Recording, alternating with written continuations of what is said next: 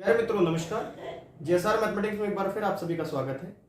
मित्रों, आज मैं इस वीडियो लेक्चर के माध्यम से आईटीजेई एडवांस 2023 में जो पेपर फर्स्ट है उसके प्रोबेबिलिटी का एक प्रश्न आपके समक्ष रखना चाहता हूँ, उसके विषय में चर्चा करना चाहता हूँ। तो मित्रों, वीडियो के अंत तक बने रहे ताकि इस प्रश्न को मैंने किस प्रकार आसानी से सॉल्व किया, इसमें मैंने क्या टेक्निक लगाई है वो आप तक पहुँच सके, इसके जैसे कई प्रश्न आप सॉल्व कर सकें। तो मित्रों, प्रश्न एज यूजुअल आपकी स्क्रीन पर मेंशन हो रहा होगा। चलिए अब मैं इस प्रश्न की आप सबके समक्ष चर्चा करता हूं। मित्रों, प्रश्न के अनुसार मैंने यहाँ पे कुछ इंफॉर्मेशन लिख दी है। हमको इस प्रश्न में दो कर्व दे दिए गए हैं और बेसिकली दो कर्व इस तरह से दिए गए हैं कि मैं इनका कॉमन रीजन भी फाइंड आउट कर सकता हूं।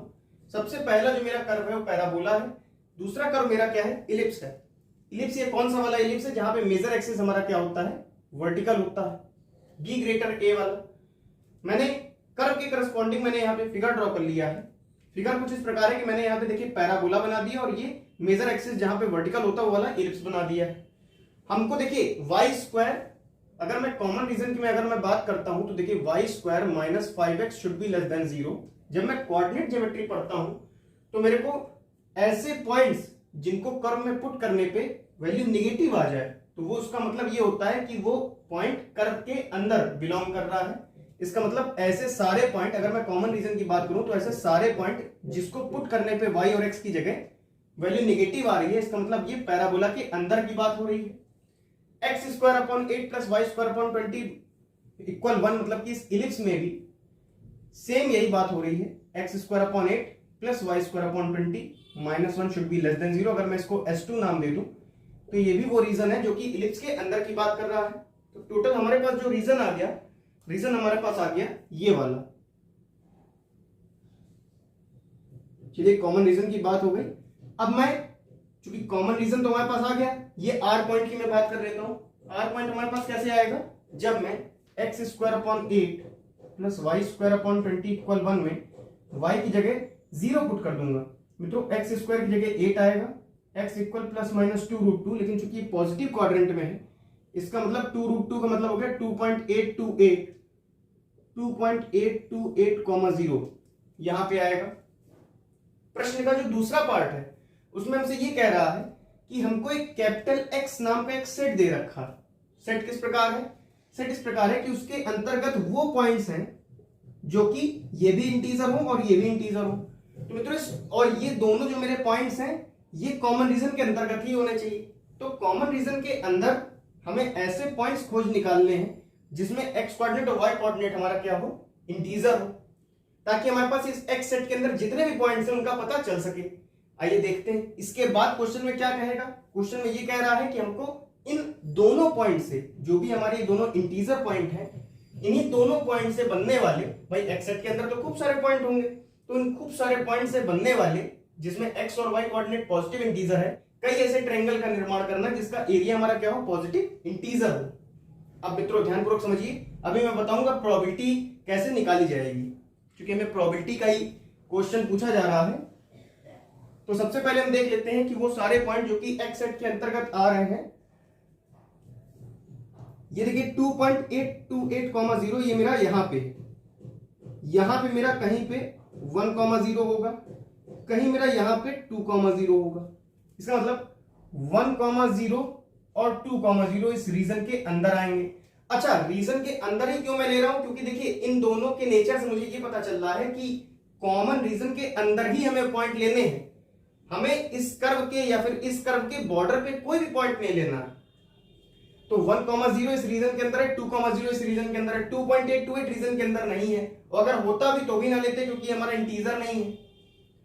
1,0 के बाद 1,1 पॉइंट की मैं चर्चा करता हूं, क्या ये आ रहा है क्या, ध्यानपूर्वक समझिएगा।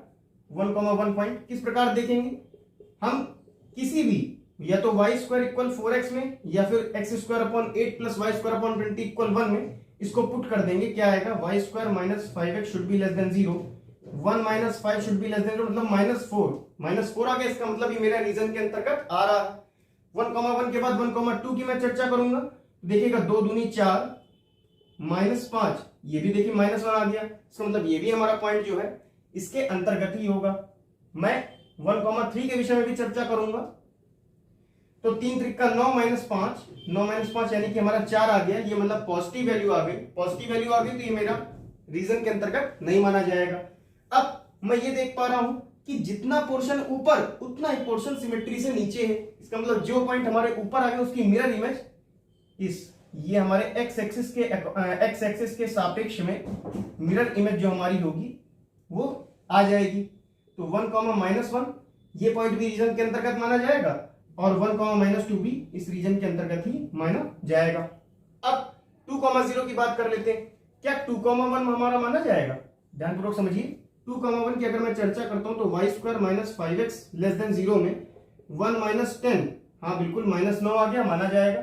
2, 1 मान लिया गया। 2, 2 की अगर हम चर्चा करें 2 दूनी 4 और 5 दूनी 10 मतलब -6, ये भी मान लिया जाएगा कि माइनस वैल्यू दे दिया है।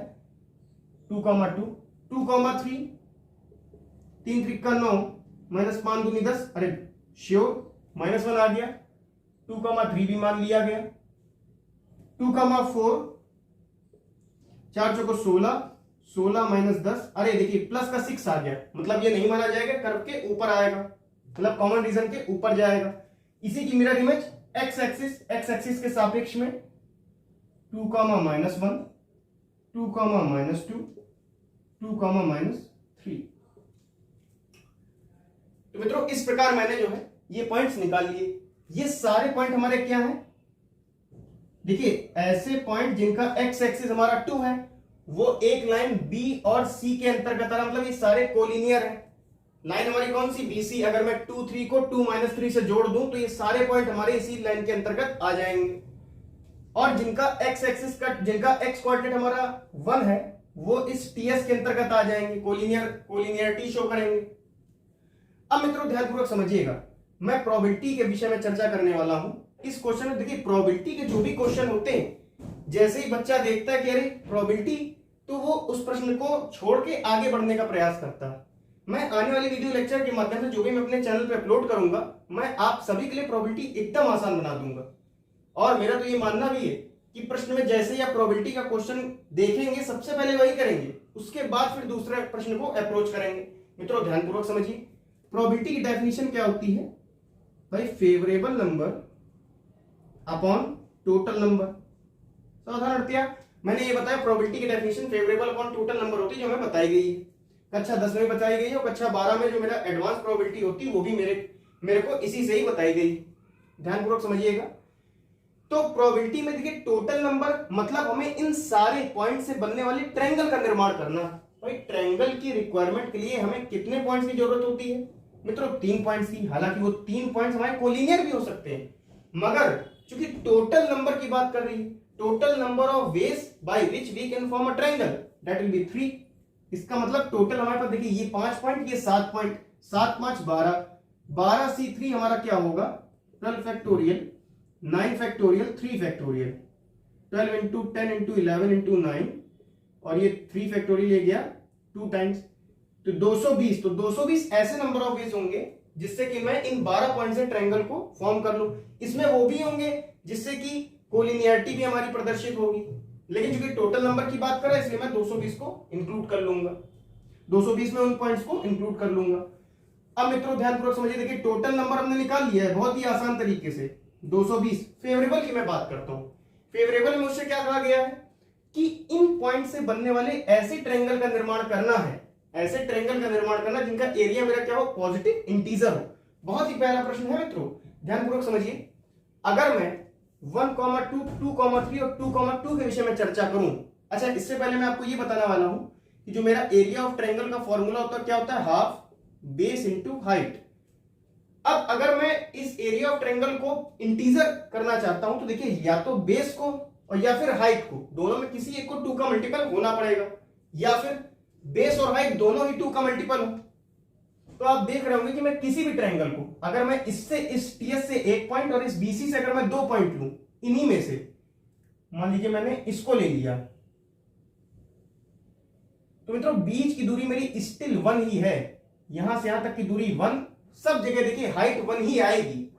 अगर मैं TS से कोई 2 पॉइंट मान लीजिए इसको और इसको ले लूं तो भी मित्रों हाइट हमारी क्या आएगी? 1 ही आएगी। केवल हमें बेस को चेंज करना और बेस को चेंज करके 2 का मल्टीपल बनाना है। मित्रों अब ध्यानपूर्वक समझे, अगर मैं 1,2 टीएस से कोई एक पॉइंट और इस बीसी से 2 पॉइंट लूं तो 1,2, 2,3 और 2,1 को अगर मैं ले लूं, 2,1 से पहले देखिए 2,2 है, तो अगर मैं 2,2 को ले लूं, ये राइट एंगल ट्रायंगल अगर मैं ले लूं, इसको और इसको, बीच की दूरी मेरी क्या है, अगर ये हमारा बेस कहा जाएगा तो ये 1 है और ये हाइट मेरी क्या है 1 है। भाई इस प्रकार आप ट्रायंगल ले लीजिए, ऐसा लेटा हुआ, ये 1 तो इसका मतलब बेस भी 1 हाइट भी 1, मतलब इंटीजर हमारा देगा ही नहीं। अब अगर मैं 1,2, 2,3 और 2,1 के विषय में अगर मैं चर्चा करूं, मित्रों बीच की हमारी दूरी कितनी हो गई, बीच की हमारी दूरी हो गई 2, 1 यहां पे 1 यहां पे, हाइट हमारी कितनी 1, अरे हाइट 1 बेस 2 का मल्टीपल कंसीडर कर लिया जाएगा, पॉजिटिव इंटीजर आएगा।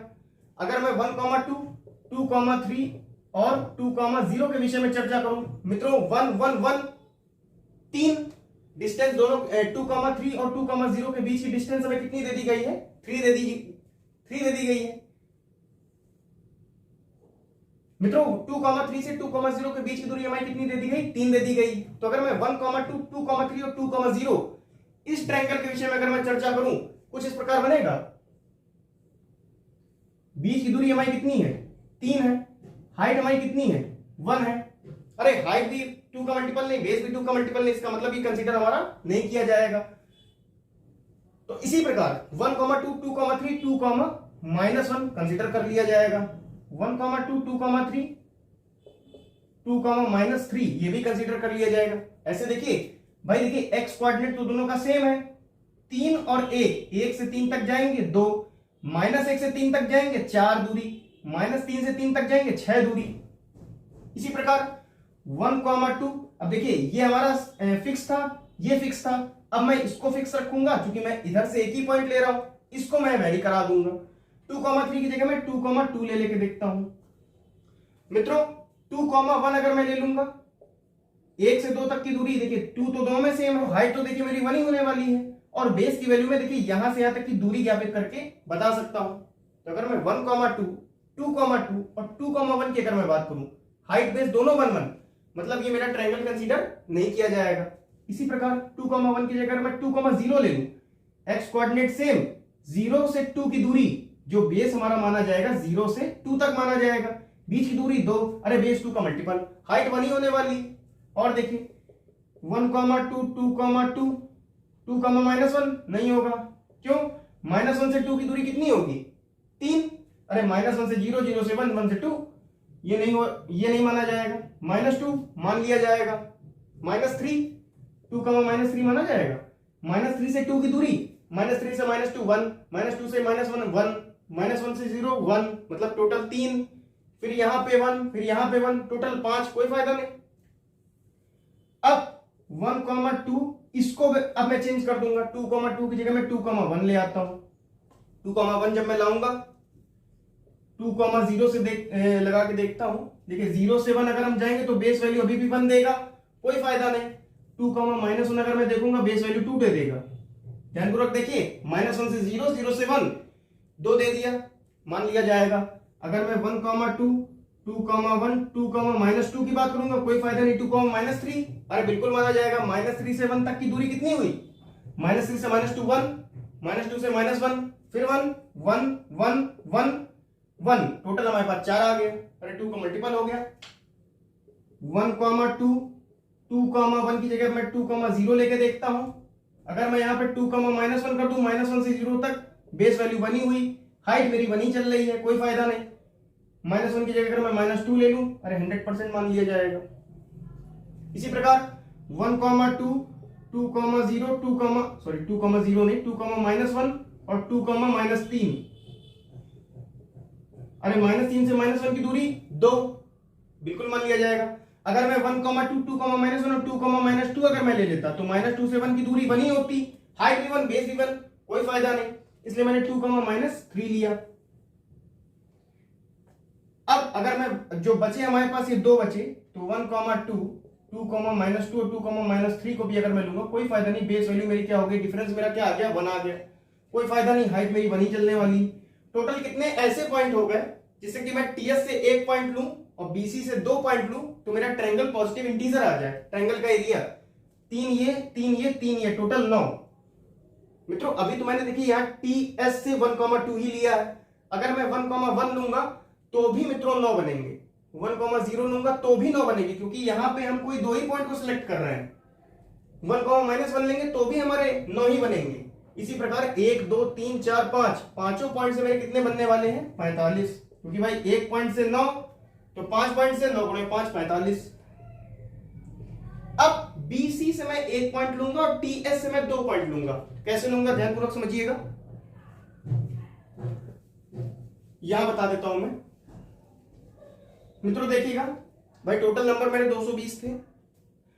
अब यहां से देखिए 2,3 और यहां टीएस से हमारे 2, मान लीजिए 2,3 1,2 1,1 अगर मैं ले लूं, कुछ इस प्रकार मैं ले लूं, तो भी ट्रायंगल जो मेरा माना जाएगा भाई देखिए हाइट जो मेरी मानी जाएगी, अगर मैं इस बेस को एक्सटेंड कर दूंगा तो मेरी ये वैल्यू जो है मेरी हाइट मान ली जाएगी, ये मेरी हाइट मान ली जाएगी इस बेस को एक्सटेंड करने से। लेकिन ये दोनों बेस के मतलब दोनों बेस के y कोऑर्डिनेट के बीच की दूरी तो मेरी 1 ही है, मतलब जो मेरी बेस वैल्यू 1 हाइट मेरी 1 ही रहने वाली है।